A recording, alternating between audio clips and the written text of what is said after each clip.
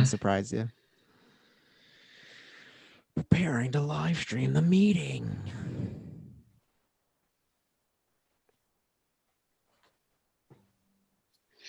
So Kirkland, you growing it out for Movember?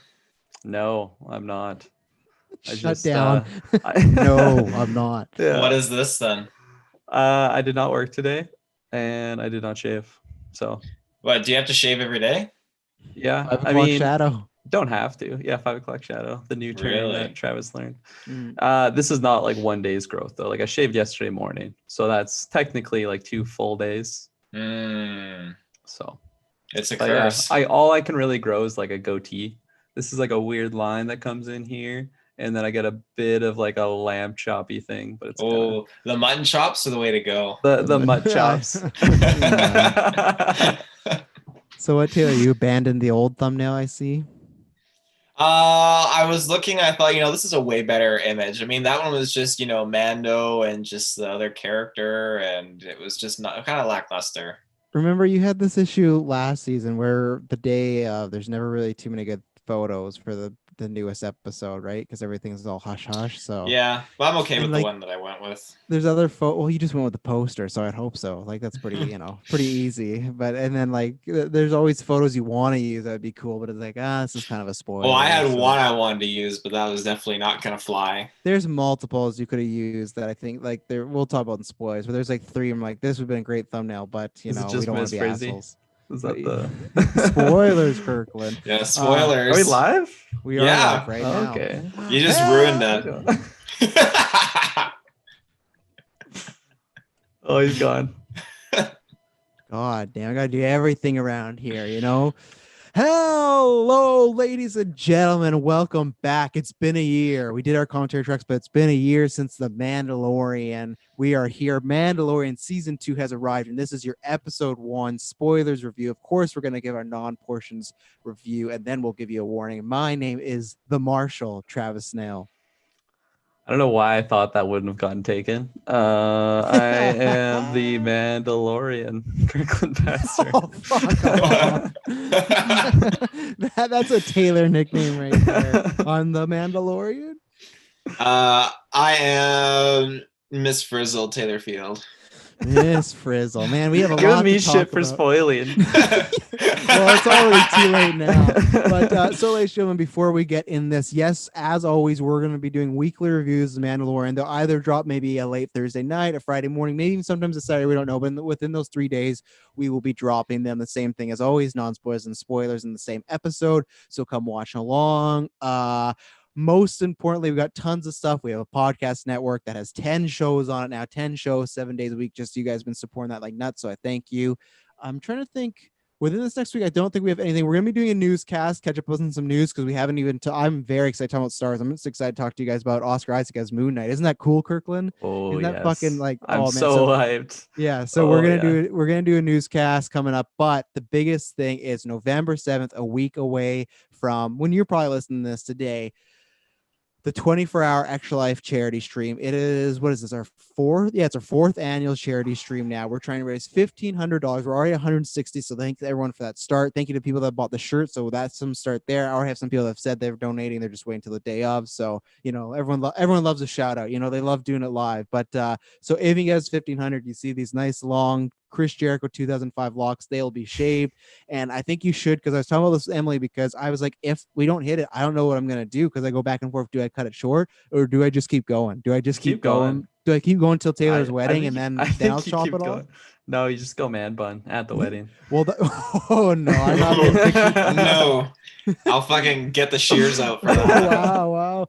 But yeah, so that's what we're doing. But before we get in this, because we got some, I'm just gonna drop it. Some motherfucker in the reviews gave us a 2-star review because we did too much self-promotion at the beginning. And anybody who's listening to this that thinks me giving too much promotion for a charity stream that's going towards money, that all the proceeds, tax deductible, go towards BC Children's Hospital. If you're saying, oh, you do that too much, just go fuck yourself and never listen to one of these shows ever again. Was it Carl? What? No. It was an actual. No, it wasn't Carl.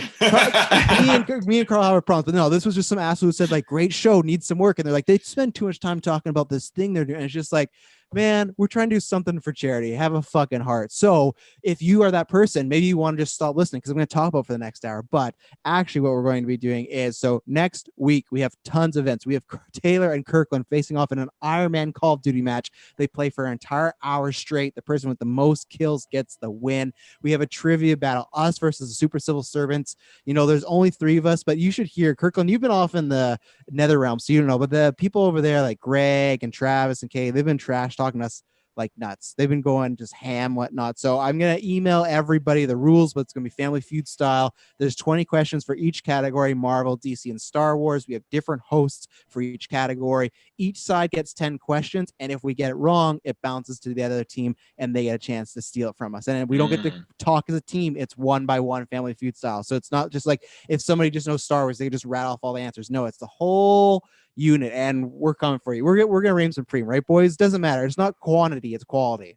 That's right. Yes. Fake it till you make it. That wasn't confident answer by Kirkland. No, That's right. fuck. Yes. The gang over at Ultimate Alliance is gonna listen to this and be like, "Oh, Kirkland's fucked. We got him." I'm the weakling in the group. No, Kirkland, not emotionally strong. He's just playing possum. He's playing possum. He's like, I don't think it's gonna take you out, and then bam, knocks you out, and then retires your ass. So we're coming for you. Don't worry. And then after that, we're going to have the team titles match: Tyler Sayers and his mystery partner versus you two. Hopefully, you guys survive Iron Man COD and you're not at each other's wits. We still don't know who his mystery partner is. I almost let it slip today to Taylor. I was very happy I didn't. But yes, there is a mystery partner. Oh, I might be able to connect the dots. Maybe. I don't think so. I think I think I cleared because I thought I caught it, but it's going to be I think it's a best of, I have to look. It's a best of 3, best of 5. But so we have no complaining this year. And because last stream, who picked these games, blah, blah, blah, we're going to have a selection of games. We're going to hit a button and it's going to randomize it. And whatever those games are, they play them unless both teams agree, hey, let's do a different game and switch it up. And then you have the almost newlyweds battle, myself and Emily, the power couple of Geekverse versus Taylor and Madison. We're going to beat you. Then, hey, maybe eventually we'll beat Kirkland Shea. We'll beat Jessica and Matt. We'll go through them all. But first, we're going through you, big boy, and Madison. Oh, I'm big. You don't have to tell Madison. Big boy and Madison. Sure.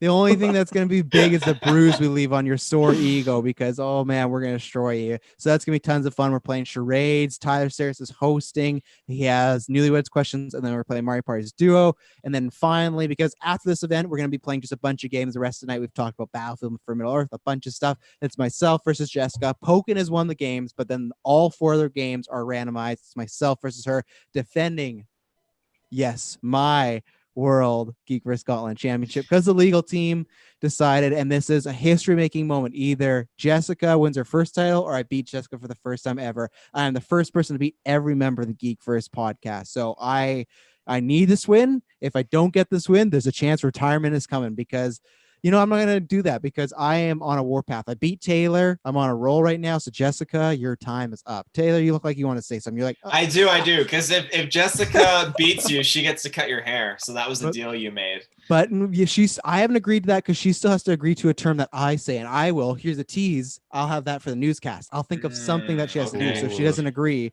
you know.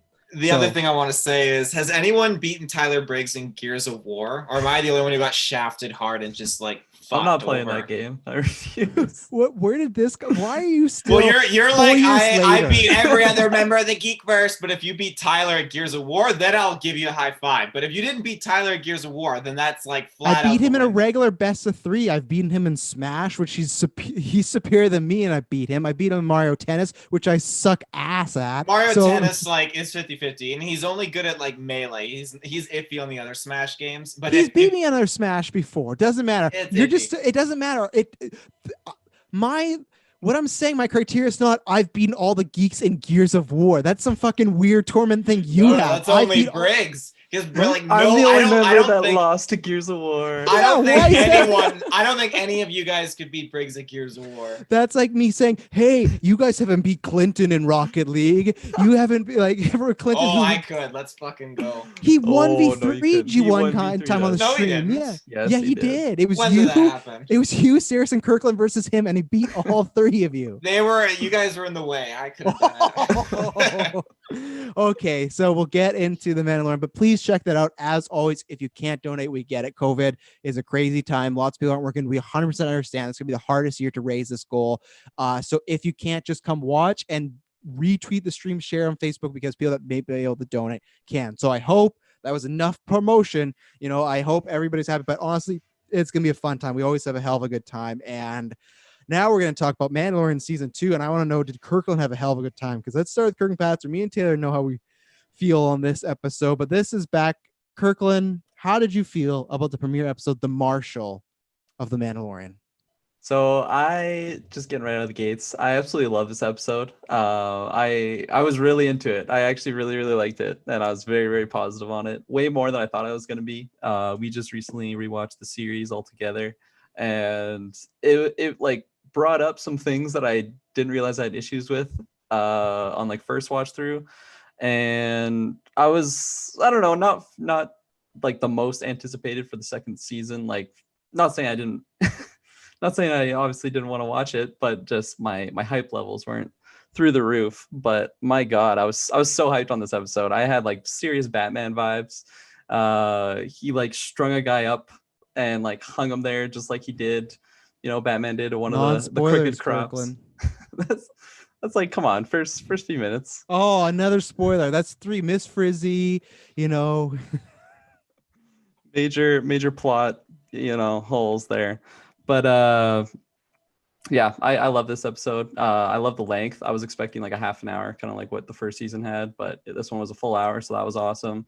Took us to some interesting places. We saw some new things that we've never seen before in Star Wars, or at least I hadn't. And overall, I just had a really good time. It seemed like it didn't. Yeah, there was like a cliffhanger at the end, which I won't go into because I don't want to spoil anything. God! But yeah, I'm excited to get into spoilers because I have a lot of questions. There's a lot of things I just don't understand how they're happening, and maybe you guys don't even know, but I'm excited to talk about it. I'm excited. Season 2's out.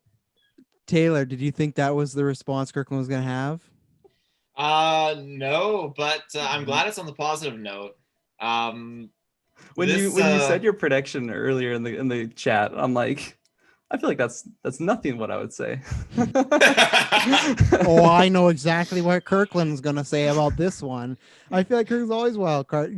Taylor, I saw you trying to butt the head of the line there. I'm going to go because I think I wasn't butting anything. I was just waiting for, the right moment. And you were literally like, well, speaking of positive, you're setting yourself up for a transition. I heard it in your voice. No, I wasn't. Yeah. I was setting you up for the transition. Okay. So okay, well, speaking of positive, I'm going to give you the opposite. Yeah. I'm playing checkers. He's playing chess. So honestly, if you're new to the podcast, go back and listen to our commentary track. But to give you a quick overall, this is your first time listening. I so far feel about this first episode the same way I felt about the entirety of season 1, where this is a good show. I had lots of fun with it, but I still just feel the best way I always describe it is I'm playing a video game and we're just playing the side quests and we're barely on the main mission. And I was so surprised by this episode, and very non-spoilers, that I feel like because the first pilot, Taylor was talking about that last year, and I preferred the first pilot because it gave us a story where we were going. This to me is just a side mission. So I thought we'd get that more in the middle of the season because I was more prepared for it. But I like The Mandalorian. I just think, and here's another maybe hot take, I think it's the most overrated Star Wars thing in existence. I really do. I think the way people talk about it, I just go, I don't know, if this wasn't Star Wars, would people love it as much? Would people love it as much if they didn't hate like Rise of Skywalker and Last Jedi or Solo or not Rogue One? Because even though people are slowly turning, they're slowly seeing this. They're like, oh, this Rogue One movie, it's pretty crap. And I'm like, yeah, Grandma, I know. But so anyway, so I liked this episode. It was an enjoyable adventure ride, but I think what I was hoping for in season 2 to be a step up from season 1, to be a bit more serialized, a bit more of a story-based show. I don't think it's going to be that, and that's fine. It doesn't make it a bad show. It's just I was hoping we were going to get that route, and I think it's going to be like last year where we'll get little snippets of a main story, but really it's just kind of this like gunslinger on the run, and that's fine. That people enjoy that. I understand that, but I am more looking for something character-based or even a story I can sink my teeth into, and I feel like we get kernels of like in seasons like I don't know, a few moments of character development from all these characters, especially Mandalorian. And it's just, that's not the show I'm really looking for. I think that's why I'm more interested in Obi-Wan, because I feel like that's going to be a full on, hey, this is 6 episodes about a guy who's like depressed at his like kind of brothers becoming like a new type of like space Hitler, you know, like I want something to really think like, why am I emotionally invested in the show? I'm invested in the show because it's fun and we see lots of cool Star Wars stuff, but nothing character wise. There's some moments in this episode again where I feel like the Mandalorian's acting really dumb. He does it twice and I hate that, where at one moment he's a badass who's super smart, and then the next episode or the next moment he's like doing somewhere, it's like, this doesn't make sense. Like, why are we doing this? And I just wish they leaned into like him being like a Jack Sparrow, like he's just kind of lucky, but they don't. They want to have it as a badass, and I don't know. It's just, so I liked the episode. I think I was just underwhelmed, but it kind of just met my expectations. So I liked it, but it's kind of the same thing. It's enjoyable. If you loved season 1, I think you're gonna really love this. If you feel the same way as me, I think the rest of the season is gonna be that. And I have a spoiler con as well, a big one, but I can't say it here. So Taylor, speaking of positives, I'll throw it to you. Oh yeah, the overall the episode was just it was really good. I liked it a lot. I thought that it had lots of touches to other aspects of the Star Wars universe that I for sure was not expecting. And some of them were very random, but random in, I mean, if it's an Easter egg in a very random way, I mean, I can't Easter see it egg, being, hey? yeah, I'd say Easter egg. I can't see it being Not like just a con. up in your face fan service. Like, look at this. Look at this. It's more Star Wars. Look, it's more Star Wars. Well, no, granted, there's definitely some that was like blatantly right in your face, but there's some things like even like listening like audio wise, there were some subtle little things that I'll bring out in the spoilers, which is like, holy shit, that is freaking cool that they did a callback to this moment or and stuff like that. Like there are so many different callbacks, and they really just breathed a lot of parts specifically to one Star Wars movie. I feel like in this a lot, and I really I appreciate that. But yeah, I'd have to say that I'd see where you're coming from, Travis. You're making a lot of points last night after you watched the episode, and there's definitely like two sorts of Star Wars fans going into this season. We're the ones that want that story content, and the ones that are just there just to like sit there and just absorb, you know, enjoy the ride that we're going on. And that's totally fair, because I feel like, yes, this definitely was a filler episode to start with. It got me super excited though. I love the score. The score was such a step up. It was fantastic.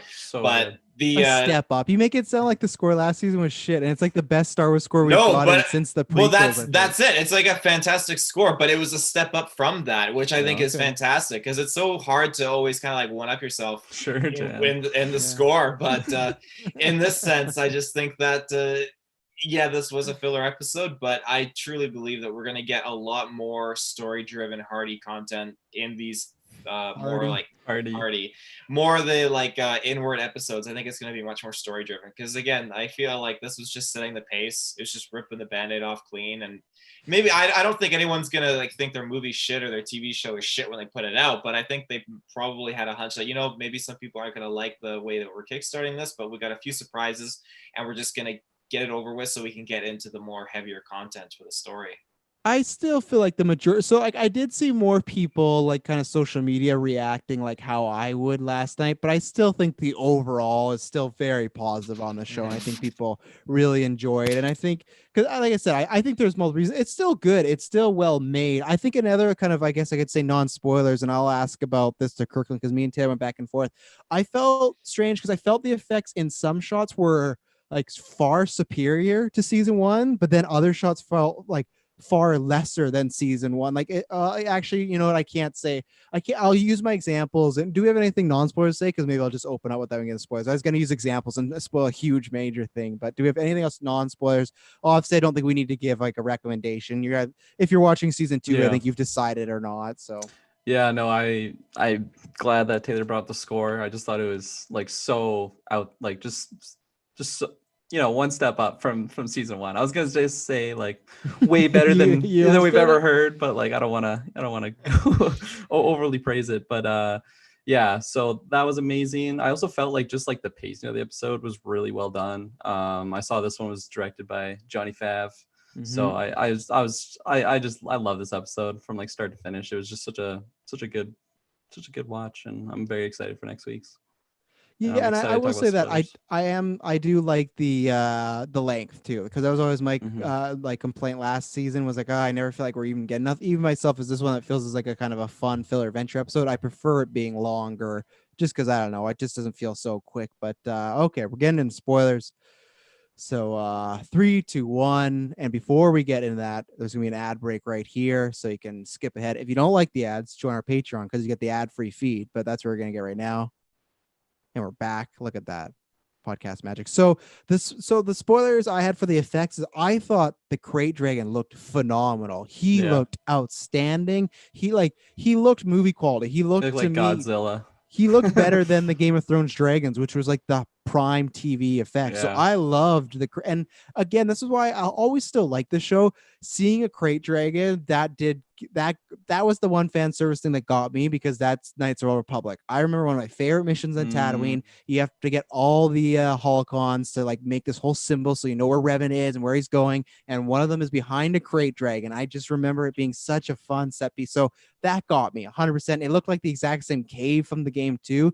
The thing was like, so I felt like that was good, and there were some landscapes that looked really, really good. But then there was times like when he landed, the droids looked really, really CGI, like the oh ones that yeah, happened in Miss Frizzy, or when yeah. the dragon was spitting out its like sludge, that looked really cheap. That's what was strange. That like it's like we used all the money on the dragon, and then oh, what about his fire breathing stuff?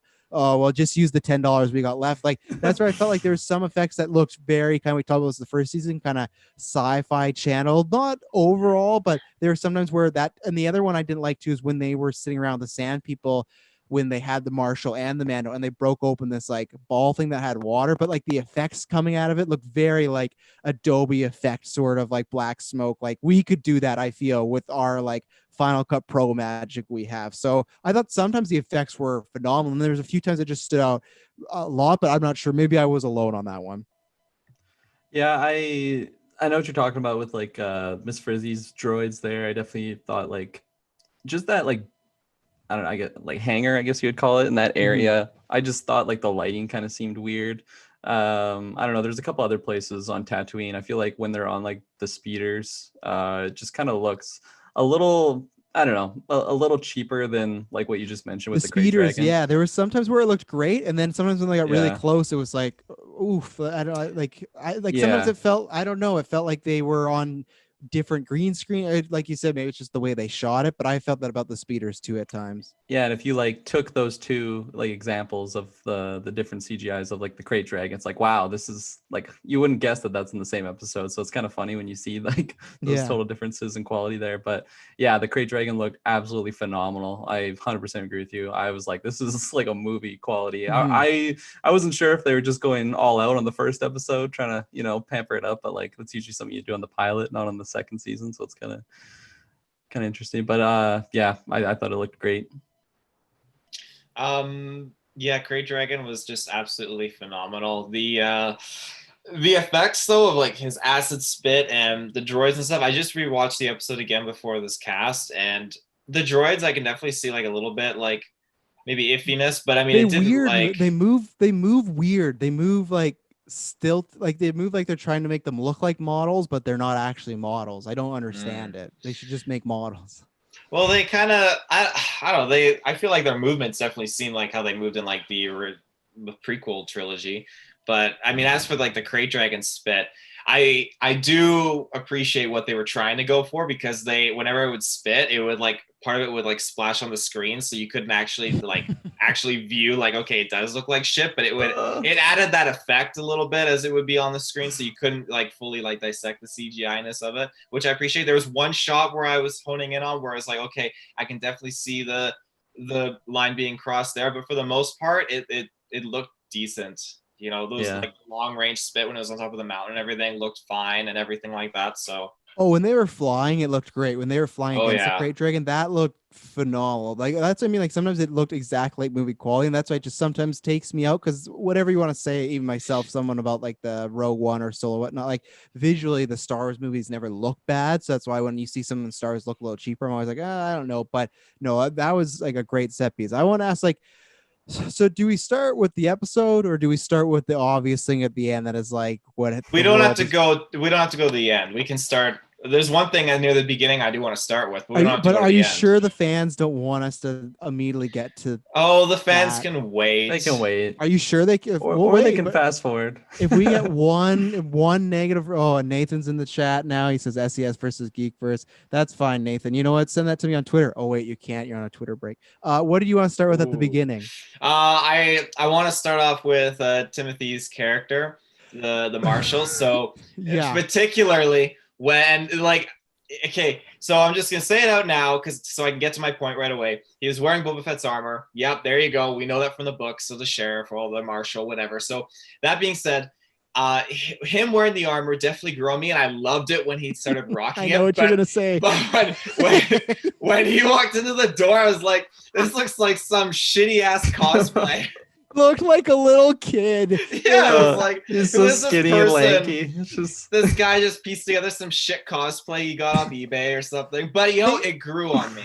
It did, but I still think they definitely like whoever was costuming. I think you get a new crew next time. Like, because what happens with Boba? He has the armor, but like you could tell his outfit is a bit puffier, so it fills it out. This was just literally like the chest beat on the helmet, and even when he had like the elbow piece of it, but then it was like so far away from his actual body. It's like, how is this armor actually even protecting you? Like he had no other, so it's just like the few little plates, and then just like this little body, and like Timothy Oliphant is like, okay, he's a skinnier toned guy, but he's an actual tall guy, but it made him look like a child. So when I did see that, I loved the beginning with the Gamorrean fights, everything like that. Like Kirk was talking about how he spoiled for all the non-spoiler fans, the Batman moment, everything voiced by John Leguizamo, who the whole night Kirkland, he's like, no, that's Jon Favreau. Taylor's like, that's Jon Favreau, Travis. Like, that's Jon Favreau. You're wrong. It's pre-Vizsla.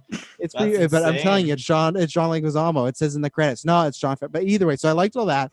And then they say we're going back to Tatooine, which I was like, once we saw the Marshal, I was like, okay, I know we're going there. So when we landed, we see Miss Frizzy. So I was like, oh no, I'm really worried. Stuck with me now, partner. I was instantly worried. And then once we saw him in the armor, I was double down worried. And then the triple, because Kirkland will get this, when he took his helmet off and sat down the Mandalorian, all I could think about was Once Upon a Time in Hollywood. Oh, 100%. So him and Leo, and I was like, I love Timothy Oliphant, but he was the wrong actor to put here, because all I thought about was, line, please. Give me the line. Like all I could think about was that scene of him and Leo in the saloon, because it's exactly like, how are we gonna do this, partner? I don't know. What do you? It's like that 100%. scene. It was ripped out of it. But I will say, with Taylor, the armor look did grow on me, and I will say, Miss Frizzle, I think this shows, not to throw shade, but this shows the differences between a first or second time director versus a long time director. I feel he took Miss Frizzle, and yeah, she's still. See, I wasn't even annoyed by her by this episode. I felt like they toned her down a lot. Where the first episode we started was like, who are you? What are you doing on my ship? But this was like, she felt like, other than being like, oh, thank the Force, it's Baby Yoda. Like she got a few high moments, but she felt like an actual kind of person this time, where the first season, she just felt like, we need you to be really, really zany, you know? And so I think that was all Jon Favreau. What did you think? What do you think about some of the stuff we threw out there, Kirkland? What do you think about the cosplay child armor? That would be Taylor. I imagine Taylor at his home is walking around with the helmet with nothing else on, and he just looks like that. Oh, Madison comes home. Taylor's just standing there looking like mama. Yeah, I feel like the reason why they made it look so just tacky of him standing there like a cosplayer was just to like really like dummy proof it. Like, guys, don't get confused. This isn't Boba. Like, I know that's his armor, but like, let's not think that he survived like the Sarlacc pit and just is still rocking his armor, you know, and is there. But so yeah, I definitely laughed though, because it just looked so weird. He looked so like lanky and like long in this. He did. He looks really skinny too. Just give him a fucking huge sweater, not this like skin tight like Desert Eagle. Yeah, but I 100% agree with you guys. The armor just grew for me so much throughout the episode. I have always loved that like jetpack rocket thing, and I feel like in the original trilogy, it's only used like one time. It's just like wasted. It's never used, isn't it? That's the whole thing, right? Or is that the okay prequels then? I Yeah. remember. Yeah, okay. Which part of it, when he fires the rocket out of when it? when he shoots the rocket out of like the jetpack Yeah, that's thing. Django. Yeah, on Yeah, Obi-Wan. and then he has like the little antenna that comes down to like track it. I always thought that was such a cool like design for a weapon. It doesn't really make sense to like just kind of like put your head down and shoot this thing, but I always thought it looked cool, and it was cool to see it in action in this episode. And I knew that was gonna happen because Taylor, remember those rumors? I think we did a cast on this. I remember the rumors of Boba Fett, and I said, you know, these fuckers, because Mandalorian's all about fan service. You know they're gonna have that rocket shoot off because it didn't happen in the OG trilogy. I'm like, you know what's gonna happen. Fans go back and find it. And right when he was like, I'm like, oh, here it goes. Taylor's creaming his jeans. We got it right now. twice. I creamed got it twice. I was Twice. creaming.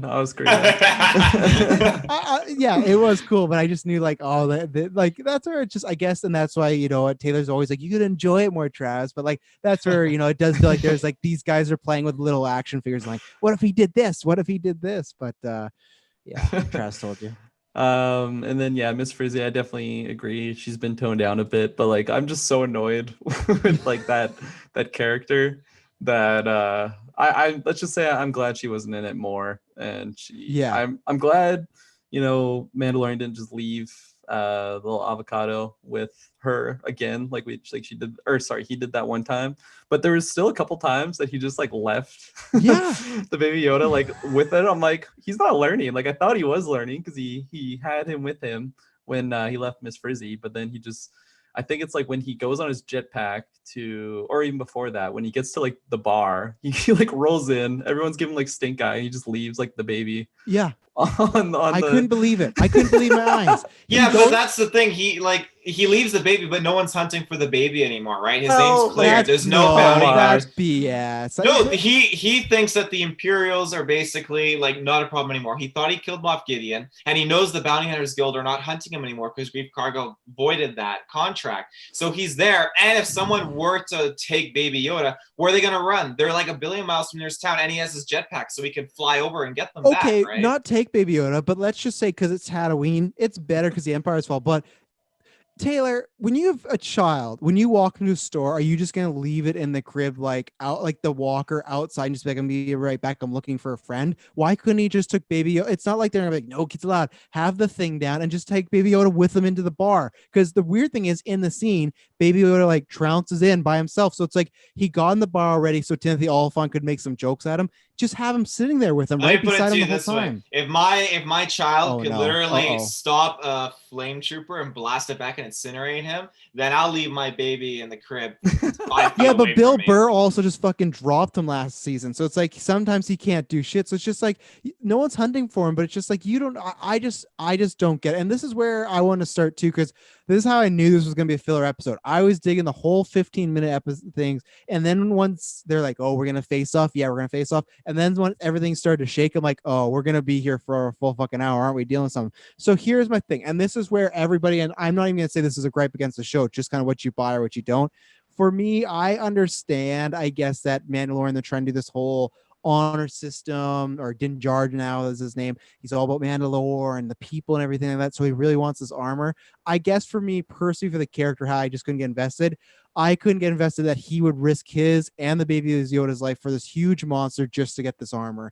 I know it's an important thing to Mandalore, but he's on a mission to try and get this thing back. This thing is super dangerous, and I just couldn't. I guess that's probably why I never got fully in this episode, because I couldn't buy him being like, you know what, for just this armor, I'm going to risk me and the avocado's life to take down this monster. And I just couldn't get into it. And also, I guess I couldn't get into it because it just felt like the exact same episode as the you took the job, like that episode of The Village. It was like he shows up at a place, it starts a little rocky, and then they form an alliance and they take down a big thing. It's almost the exact same episode. Just this one, I think, is the better version. But that was the thing. I couldn't buy like him putting Baby Yoda again at risk like this. I know the armor's important, but I don't know. There's things more important to me. Yeah. And that's why I just can't invest in the character, I guess. All those scenes where he's like, you know, going through PTSD with the armor, you know, he's got a thing for armor. He's like, armor is his game. Just to play like devil's advocate to your point there, Travis, is like maybe someone could make the argument that, you know, he feels really bad for this small town, can't defend themselves, and he wants to help them out. And, you know, he's he's supposed to be this bounty hunter that, you know, almost like Witcher, like where he doesn't do anything for free. You know, he's got to get something out of it, but he's got some humanity in him. He's got the morals, trying to look after the town. So maybe someone Toss would a want to coin make to your Witcher. yeah, exactly. Someone might want to make that argument. I feel like I'm Yeah, just I can buy so that. I'm so like in that camp of like I'm just down for like this space western like adventure gunslinger show that like I'm down to, you know, have him make a little pit stop to take down a crate dragon or something. So I loved it, especially because I just really love this episode. I thought visually it was amazing. I loved like the adventure they went on. I love him like pairing it up with the sand people. I just thought that was really cool. So for me, I mean, I guess you already said it. It's kind of like what you want to buy or what you're expecting out of the show. With Yeah, that's the thing. You're completely right. As far as like, I always try, like, that's why I try to always get more into the show, because I do love like the idea of like the sand people and the adventure, because it feels like a video game. So I do really love that part of the show. I guess I just always want like a little bit more. But I will say, because we talked about him, but I didn't even mention him. I did really like Oliphant in this episode. I know, again, the writing in the show. I said that, Taylor, I'm not trying to be offensive. I just feel like sometimes a child writes like at the end when he's like, well, I hope I see you again soon. It's just like, oh fuck, like just say say high five. just have like a little blurb like you will see this character again in the season. It's just like, can we not, like, he doesn't have to say that, just get him there. But I did really like him, and I know people are like, it was funny because there's like, we want to spin off of that character. One, go watch Justified, because it's a Western show where he's playing exactly this character. But I if he returns, I'd be down. I have another question, but it's tied to the end, so I won't ask that. But yeah, how do you guys feel about the Marshal? Because I really liked him. I love Timothy Olyphant in general, though some kind of bias. Yeah, I like as soon as he walked into the saloon, like you already mentioned, I just thought of Once Upon a Time. I just thought that was so funny. He's like the exact same character, just in space. But yeah, I'm a big fan of like him as an actor, so I like to see him in things. It's cool to see him in Star Wars.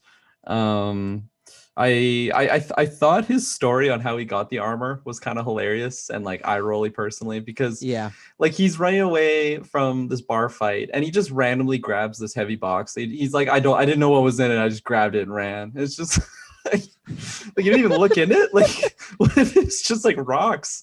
He's just carrying this heavy weight while he's like trudging through the desert. Well, he couldn't open it, right? Those things carry supplies, so he took it thinking he could probably open it, but the Jawas had to unfuse it open, right? Yeah, okay, but just you go, Cricket, because I think you're gonna get to where I'm going. Yeah, so like, and then he gets saved by the Jawas. You know, they're feeling nice. And That's why Kirkland hated it, because he hates the Jawas. Fuck the Jawas, but they're fair and they're feeling rather charitable, and they're like giving him water, and then they're offering him things for these gems. But like, honestly, Jawas are such little assholes. I feel like they would have just tossed his body and kept the crystals. Like, why would they give him a Mandalorian armor? You're right, Travis. It is the Jawas. Yeah. See, and that's where I bought that, because I always bought that, like, Jawas are always willing to make a deal, right? In New Hope, they sold the droids. They made that deal with Mandalorian for the egg that got them high. So it's like, they are little assholes, but they still have like a code. Like, they still have like there's like a Jawa union. Like, did you legally sell this? You know? Yeah, fair enough. And then just since we're on that same, you know, topic of the Jawas and how they got that egg, it's kind of fast forwarding. But when the sand people, like, he has that like egg looking thing. Is that another egg? Do you think they're it's a crate dragon pearl, crystal. Right? A pearl crystal, okay. whatever thing. I'm like, those guys are gonna get stoned just like the Jawas did off that egg. The only reason I remember that is because when you kill it in Knights of the Old Republic, you get like something that you can go sell for lots of money. So it's like, oh yeah. So one thing you didn't mention that I thought you were gonna get to, I was kind of fine for all that stuff. I thought, yeah, it was funny he picked up the thing. What I didn't like is I thought the episode for the most part was good, but in season 1 we talked about, especially those first few episodes, I felt like you could feel it's like on one set. His whole story felt like it was literally just one set they built, because it's like his story is like the beginning, the middle, the end are all at that pub, and it's like the same shots. So it's just like they spent all their budget on the crate dragon. They're just stuck in this fucking pub the whole time. So it's like I felt that was very clunky of like, we blow up the second Death Star, and the mining company just comes right in and they shoot a bunch of people down, and he just like slinks away somehow, but okay.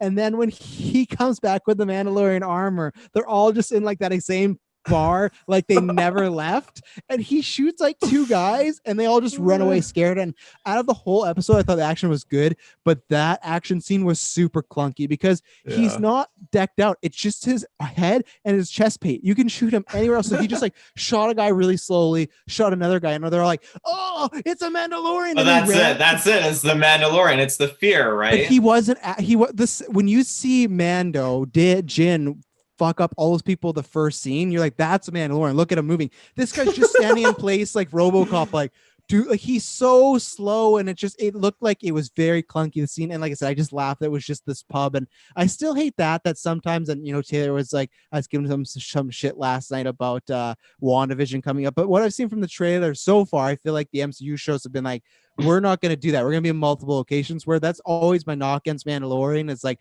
it always just feels like they've built a few sets. Like, we really got to use these. Now with Obi-Wan, I'll give them the benefit of the doubt, because if the whole show's on Tatooine, well, that makes sense because he's not leaving Tatooine. But with this show, when it's like you're going to different spots, like even to the point, the Gamorrean fight thing, it felt bigger, but it still just feels like it's a little dirt, one arena, and that's it. It never feels like there's more people. Even when you get in the arena, there's not actually that many people watching the fight.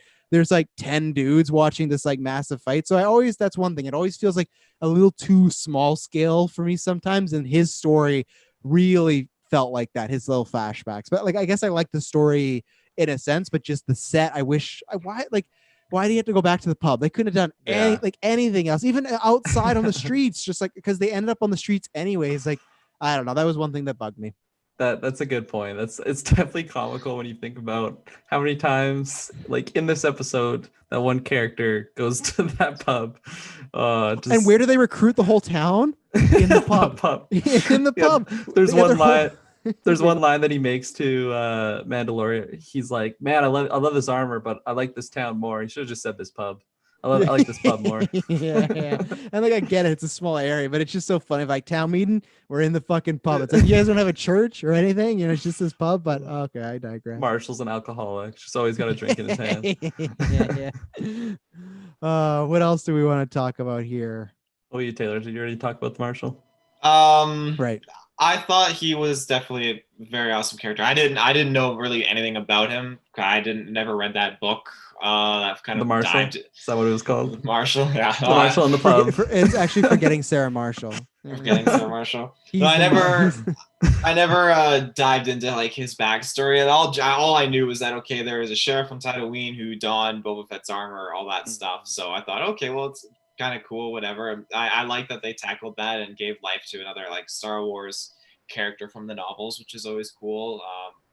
Again, a little fan service, but he was definitely canon. Yeah, he's definitely an interesting character. I didn't know how I was gonna feel about him. Like, okay, like I don't know if he's actually bad or if where his allegiances are. Is he kind of like a dictator, like ruler over this town or something like that? But I liked how he just genuinely cared about these people and just was very humble and such. But I liked, again, his abruptness to act kind of being repetitive throughout the episode, like, oh, I'm gonna hit the detonator and blow it up, when it clearly wasn't ready yet. It just kind of fit with like the short fuse I feel like he has, like in temperament and such. Yeah. But again, like I like that. I think it fit the character very well.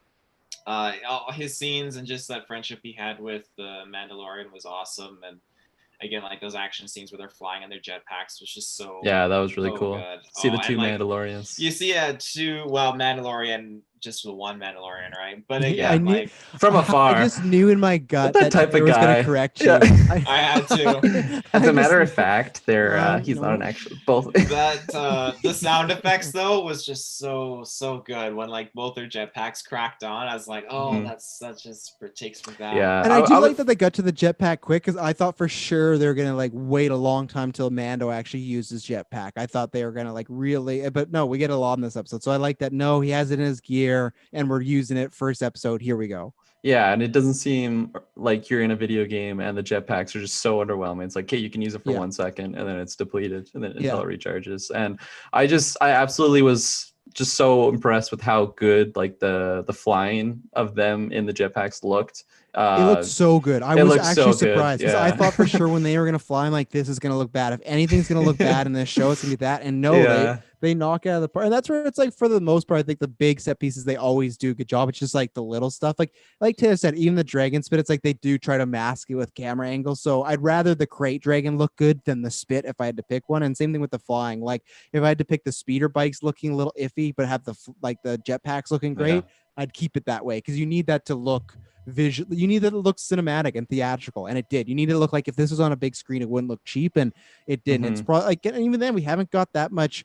Like Jango flew around with his jetpack a little bit, but we'd more just see him hop in the prequels because he wasn't in them that much. So it's like this is the first time we're in live action really seeing them fly. Like same with Boba Fett in the original trilogy. He used it to like jump from one spaceship to another. Fucking Boba Fett fucking sucks Right in because the Sarlacc pit. yeah, right in the Sarlacc pit. Such an idiot. We'll get to that. Oh my god! But I did like that line of like, oh, there's what was it, Taylor? You probably remember about the Sarlacc, and it's like, oh, Sarlacc never leaves, and it's like, well, what if the It's Sarlacc an was eaten? abandoned Sarlacc pit. It's like, well, Sarlaccs don't abandon their pits. Well, they do if they're eaten.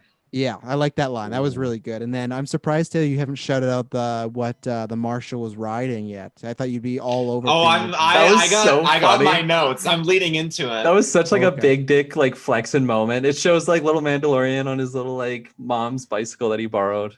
And then here comes Buddy Marshall. Now, it's like a Corvette. It's like red. It's got just way bigger engine. Did you know what it Travis, was? He doesn't know what it is. I didn't know what it was. Oh, okay. Just another fucking fan. Like, we love Star Wars. Here's our fan service cock. Taylor, hang on. I'm gonna tell him, but I'm also gonna give him the visual thing. I saved this just for this moment. Kirkland, now what does this look like? That looks like pod racing. Now this is pod racing. Yeah. It's Anakin Skywalker's pod racer. Of course it is, because it always has to fucking come back to that sort of stuff. Damn. That's cool. That I legit like it caught. I saw it. I was like, oh, it looks very familiar. But the sounds, and just seeing, I was like, holy shit! Like that was just such a random thing that I wasn't expecting. But I'll take it because it's Tatooine. You'll take it all. You'll take anything. If Darth Maul popped up and it didn't even make sense, you'd be like, Darth Maul, and you jump out your front window and you'd be running around. Oh yeah, I take it. But it makes sense. Qui-Gon sold it to some random fucker on Tatooine. It makes sense. It's been decades. And this thing is still working. Happens to be in the story. Yeah, but do you remember what little Annie? You remember what little Annie said? He's like, "I built a racer. It's the fastest ever." So it definitely has some value to it, and it won the race at Bunta Eve. So clearly, someone. All right, Bunta Eve. How could I forget? You're exactly the audience they want. And that's that's perfect for you, Bunta Eve. Where's the bulbas? I guess it crashed, so it's no whatever. What else? I do have another fun fact if you guys want to know it. Sure, let's do it because I think we're getting closer to the big reveal. The roars. So when the crate dragon was coming out of its cave, the roars that it was doing was like a down bass version of the cry that Obi-Wan did to scare the Tuskens away in A New Hope. Ooh, oh, interesting. Mm-hmm. Yeah. So that goes to show.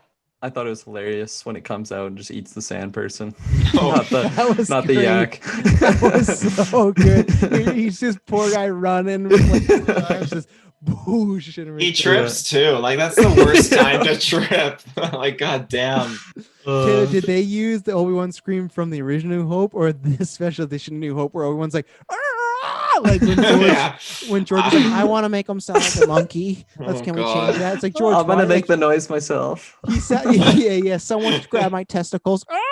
And like, I don't know why he changed that. Like, he was so much scarier in the original, and then the new one. It kept him up at night. He like woke up in a cold sweat. He's like, I gotta fix that. There was some Fox exec was like, we're not putting this movie out unless you change the scream. And the whole life he was just bitter. Like, I don't want Obi to sound like that. Like, he needs to sound like this. Like, and his wife's like, yeah, okay, whatever. I really want this divorce. Like, fuck, let's go.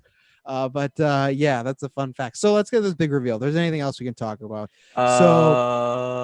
Okay, Kirkland, go ahead. I just wanted to say I recently watched Tremors, and this was serious Tremor vibes. Oh, Tremors is so good. Yeah, when Crate Dragon came rolling in, I just thought I was gonna say see what's his name, Kevin Bacon. Kevin Bacon. Yeah. Did you know there's like 7 Tremor movies? I knew there was like 3 bare minimum. There's like 7. There's a whole like franchise of these movies. That's And there's like, a pilot with Kevin Bacon they filmed, but no one ever picked it up, unfortunately. So they're going to make really? a TV show, but no one Is that was interested. before No the network was movie or interested after into the it. movie? After, yeah, it was like a sequel, Oh. but no one was interested in it, I guess. Interesting. We should pick it up. Oh yeah, I'm down for Tremors. GB production. We'll call it Bacon. GV Pictures. GB Picture, yeah. Yeah. We'll call. I'll get right on that. We'll call Kevin Bacon. Hey, can we pay you in Timbits? So we get this whole thing where, like I said, we get the, I hope we see you again, partner. You know, you're stuck with me now, Mando. So we get that whole setup, like, okay, we're going to see him again. He speeds away with Boba Fett's armor, but lo and behold, someone is watching from the mountains. And then you look and he turns a little bit and his face is a little messed up. And then he fully turns. It's Tamara Morrison, who is now playing. He plays a bunch of the clones, but he also playing the plays lighthouse keeper. He's playing the lighthouse keeper from Aquaman. My father's a lighthouse keeper. And it's revealed that see, this is one of him and Ahsoka are the worst kept secrets of this season, because you know when your fucking when your agent comes out and says, "Oh yeah, Tamora Morrison's playing Boba Fett in the next season of Mandalorian," you kind of go, "Oh well, thanks for spoiling it, their partner." But so it was revealed that Boba Fett is alive and well, and so the reason I'm 50-50 on this is because a few reasons. One, of course, okay, I like Boba Fett, but yeah, I always joke he is just still kind of a shit character. Like in the movies and our canon, he did nothing. He got Han Solo and that was it. He died like a bitch. Like I don't know why I'm supposed to be scared by this guy who lost a blind Han Solo. Pretty weak, but whatever.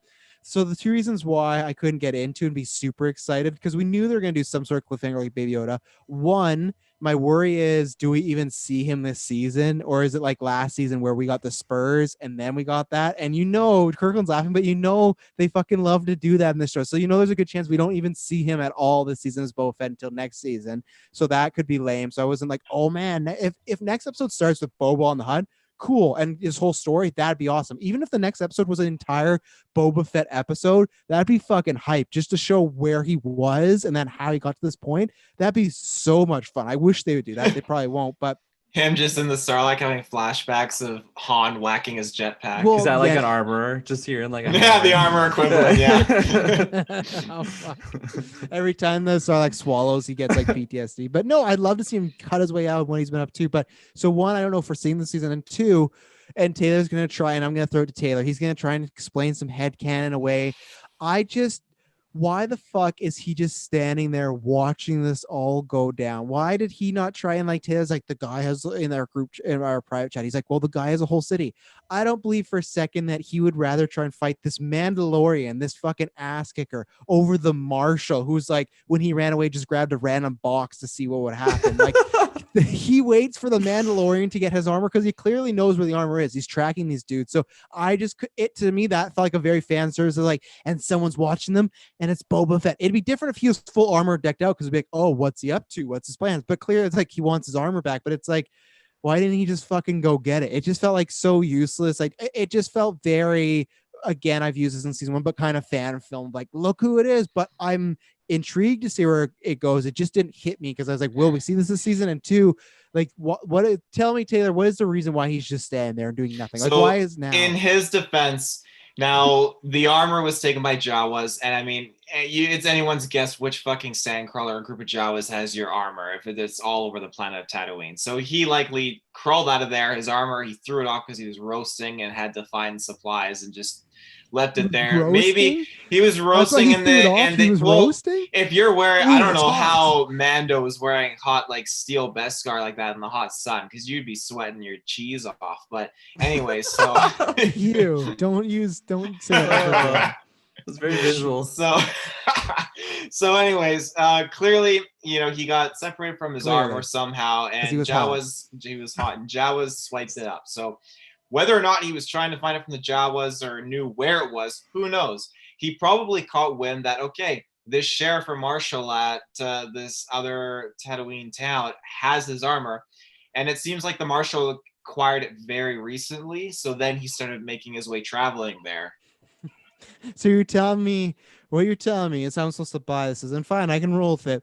He literally found the armor. He's walking there, and then the second he gets there, he sees Mandalorian speed away with his armor. Oh yeah, it It's happens. like, what is this? Some fucking Tropic Thunder scary movie hijinks? Like, are you joking me? He gets there like, oh no, my armor.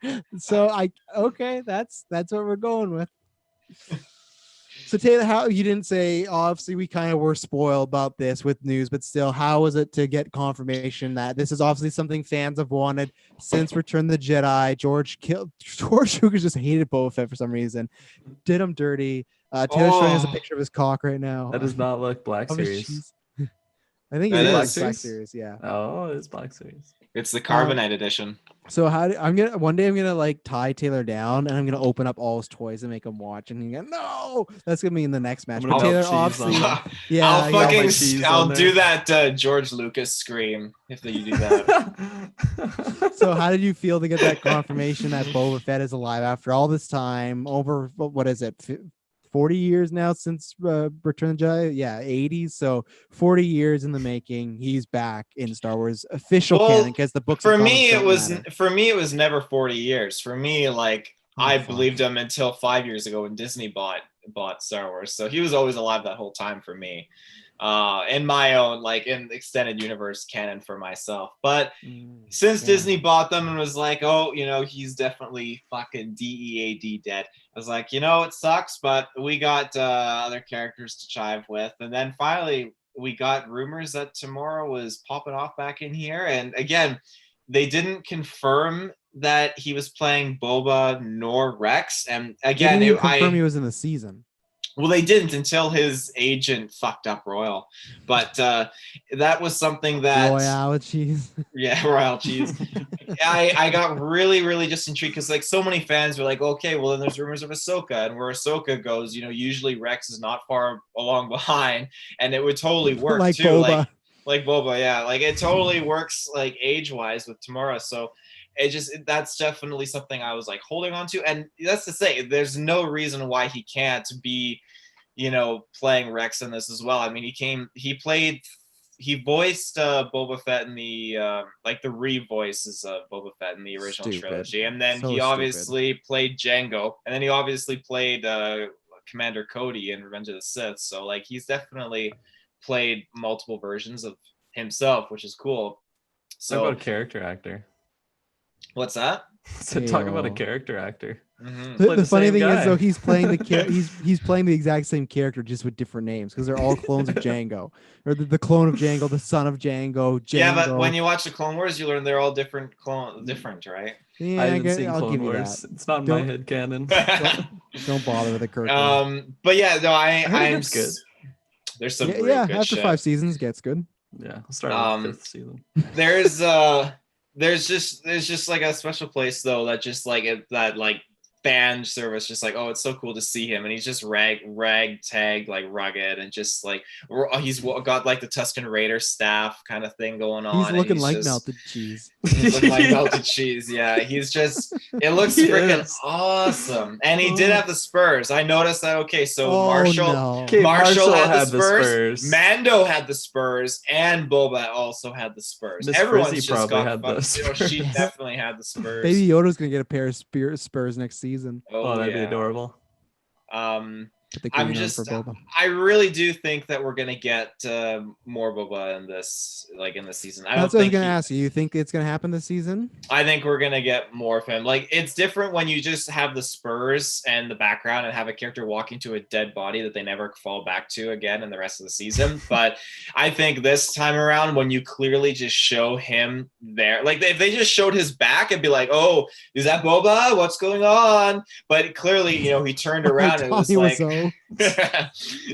He turned around and everyone can be like, oh my god, it's Boba Fett. So this is what I was going to ask you. Do you think enough of mainstream people would get that? Because the thing is, I was wondering is they never say the words Boba Fett in this show, and I still want. I think there's enough people that would Baby Yoda is different because obviously it's not a character, but you see it, you go, oh, this is a baby version of Yoda. This is really cool.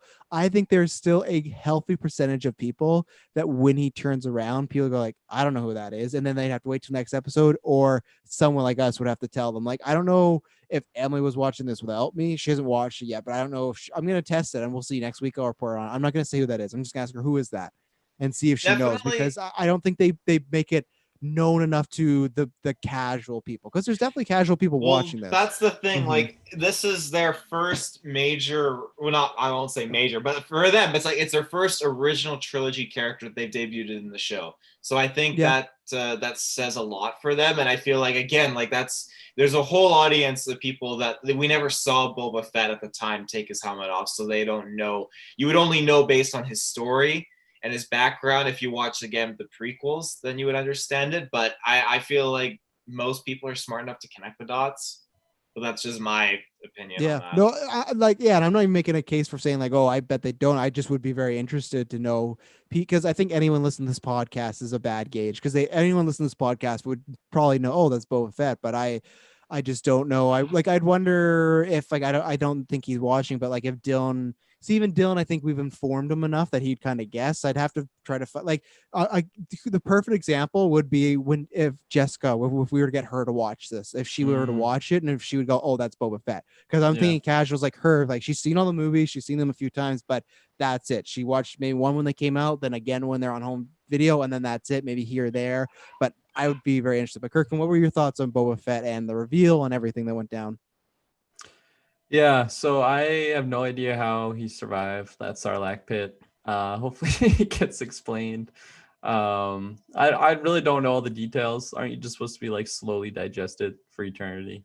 Is that the so he probably crux cut of his way that out situation? Or maybe when the crate killed the Sarlacc pit, it like made an opening and he could like sneak out of it, right? That's what I was wondering too. Yeah, he definitely looks like melted cheese now, though. He didn't get out untouched, but should have kept that armor on. Yeah. He's roasting his cheese though in there. He had to take it off. But I've always thought Boba was just a cool character just from his look alone. Playing like the original like Star Wars Battlefront 2. He was like a really fun like hero to play. Just the look, man. You got like that shoulder cape and the badass Mandalorian helmet that we've grown very accustomed to nowadays, but back then it was just such a cool look. So I'm just down for have that character in it. I'm anticipating we'll see him, maybe not next episode, but like maybe episode after that. I don't think he'll be like just showing up here and then maybe in the finale. I think we'll actually see him reoccurring in the season at least a couple times. So my only question is, because I feel like it would have to be maybe next episode, because like that was already when this episode started, and he's like, "There's a Mandalorian on Tatooine." Tatooine. That's the Twilight from there. Tatooine wine mixer. The fucking Tatooine wine mixer. What is Taylor doing? Oh no! What else does he have? He's getting his Black Series. Black Series. It's like a big box. But so my whole thing is at the beginning of this episode, they're like, you gotta go back to Tatooine. He's like, I've already been to Tatooine. That's where I feel it could be video gaming. If like, let's say in former episodes, if Boba doesn't track him down, it's like, we gotta go back to Tatooine, because the guy was like, I hope I see you real soon. That's my only word. If he goes back this season, it's gonna feel like last season, where it's like, oh, we're jumping to and from like so quickly. Like, if it happens again, I'd rather it actually just happen next episode, so it's so close together. It's like a continuous story. But I hope like. Well, maybe that's what they do. Maybe he'll go back to his ship and Jawas are stripping it down and he's all fucked again. Yeah, again. Not again. And then he goes. I would like that. He starts blasting them, just disintegrating some Jawas. He's the ghost of Toro. Is like, oh. But I really do at least hope we see him again. I just hope it comes up in a natural sort of way, because he didn't look like a Boba Fett who has his own ship and everything. So I don't think he'll be tracking him through space. But yeah, I don't know. So. But you're confident, Kirkland, that you think we will see him in this episode. This season? What's your percentage of we'll see him again in this season? My percentage? I'm gonna go 79%. 79. Okay. I'm a 50. That's a B. I think it's a B, right? Yeah. 79. Taylor, what are you? I'm gonna Price Is Right you and go 80%. That's not how. I'll No, go one. no. I'll take a one, Bob. Yeah, Price is Right is you do like the $1 because you'd say No, Price on Price is Right. Haven't you guys seen the Family Guy joke where the person's like, "I'll do like 199," and He's then the like, "You person's like, "I'll fucking do bitch." 200." Yeah, Kirkland gets that. You do $1 more than the other person's bid to fuck them Okay, over. okay, I see what you're going for. No, Fucking you're bitch. completely right. That's a good skit. I absolutely hate those people. Every time I watch Price is Right, I'm just like, you fucker. Like, to me, and this is before we end this episode, there should be a rule that has to be at least $50 or more. They should not be allowed to do this $1. It is a shit. cop out. Yeah, because the person automatically has no chance, other than unless it has to be like 199 exactly. Yeah. It's like, oh man. But yeah, anything else? I can't remember how we rated them when we did them. Did we just do thumbs? Did we do out of 5 or 10? I can't I remember. thought it was out of 5. Was it out of 5? I'm pretty sure it was out of 5. I thought I remember I was just gonna review like at the end of the season. Yeah, you copped out. You copped out. Yeah. So that's Not fine. copping out. If I were to rate this, I would give it, if we're going out of 5, it'd be from like an adventure standpoint. Honestly, it'd be like a 2 thumbs up. From like from kind of what I want, a story, character, it's just like a thumb. But if we're going rating, I'd go, I go 3.5. I like, yeah, I go 3. I go back, 3.75 because I kind of go back and forth between that and 4, so I'll go right in the middle. Because I do think as an episode, again, that's why when I do grade it, I don't go like, what do I want to go against its actual grade? The things I dinged it for is, like I said, some dialogue, like, I'll see you again real soon, buddy partner. It's like, okay, man. And his flashback story, some of the effects. So there is actual stuff I'm knocking down, not just because like, this isn't the show I wanted. I try not to do that. So a 3.75. It was a great adventure episode. I think, again, I always like Mandalorian on a second watch more because I know exactly what to expect. And even the last season, I like more watching it, but it's never going to be at least what I'm looking for. But I'm interested to see what happens next episode. But to me, there's always that thing where it could be a new episode with it exactly like, oh, we got to take down this ice monster now. And that's the whole thing. So who knows? We'll see. And surprisingly, a little amount of Baby Yoda, I would say, in this episode too. There wasn't much of him. I was a little surprised, but I honestly it's clear if you listen to this, I really hope we get back into the episode of what does the Moff Gideon want with him? Let's get him to his planet. Why was he being tested? I want all that sort of stuff, but I think it will come in few bite sizes and whatnot. So that's my final thoughts.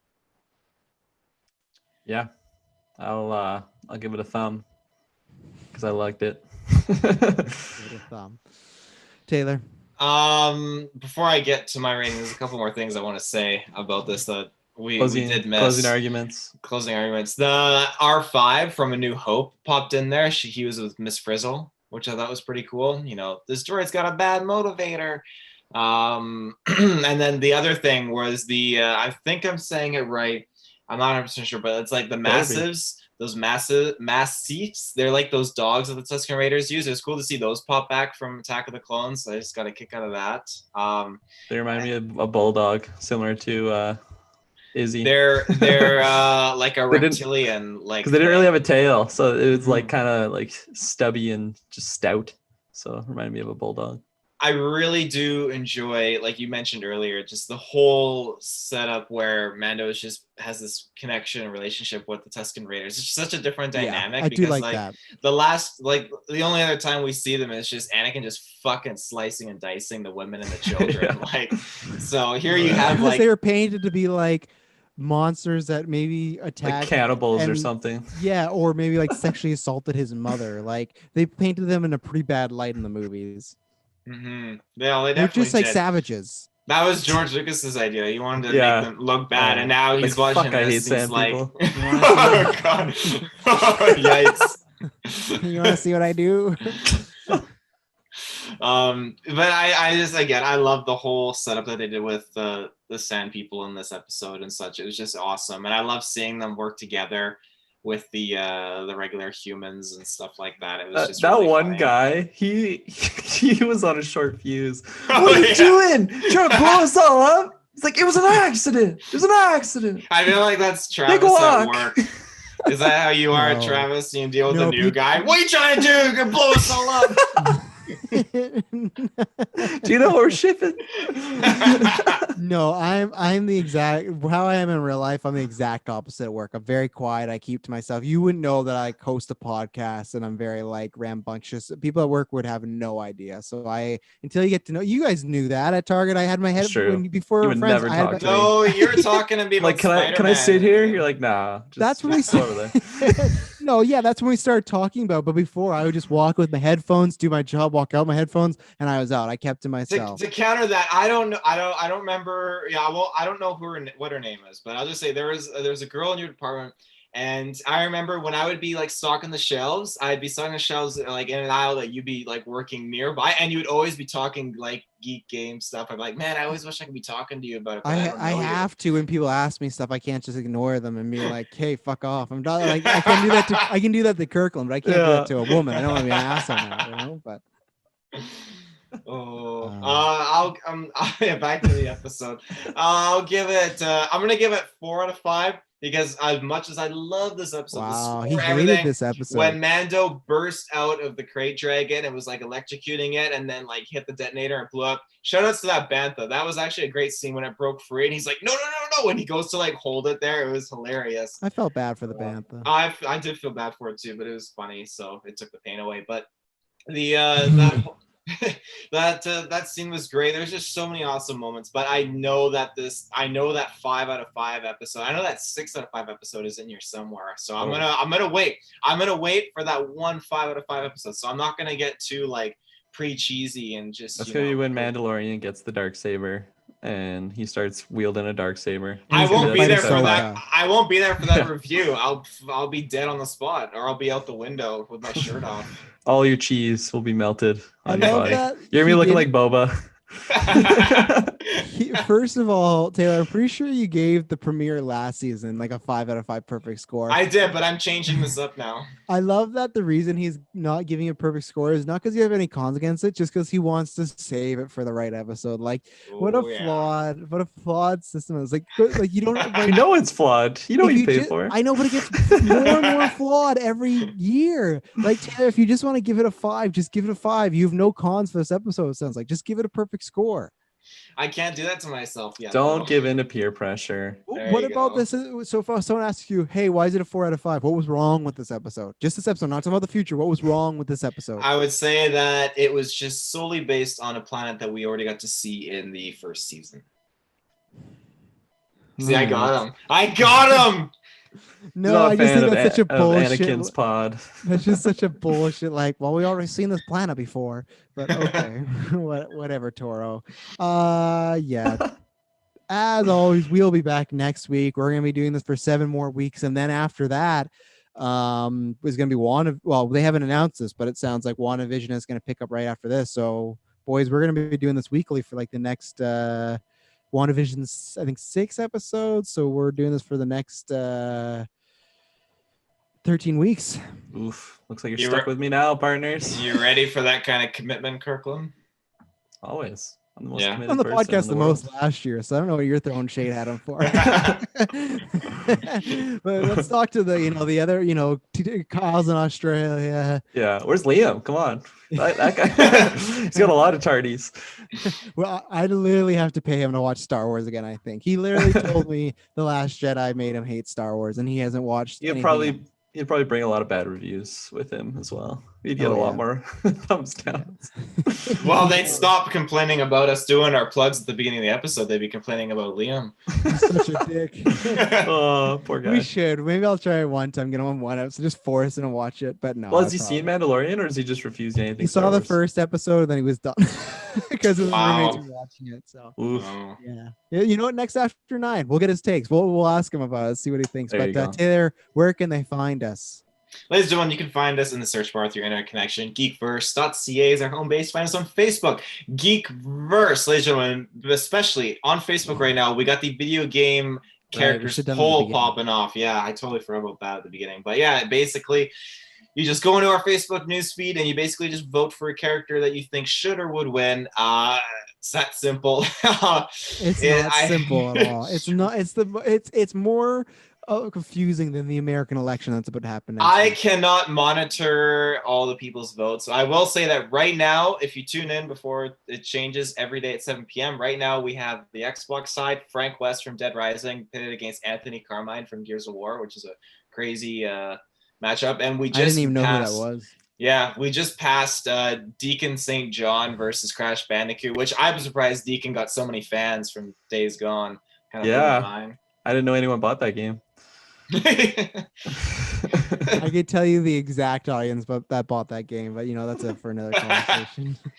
Just based on the comments we had, it's like I see a lot of white angry males in these comments like Deacon. They look like Deacon. I see a lot of Trump voters here. Hey, on that note, let's get out of here. See you next week for Mandalorian episode season 2. May the force be with you.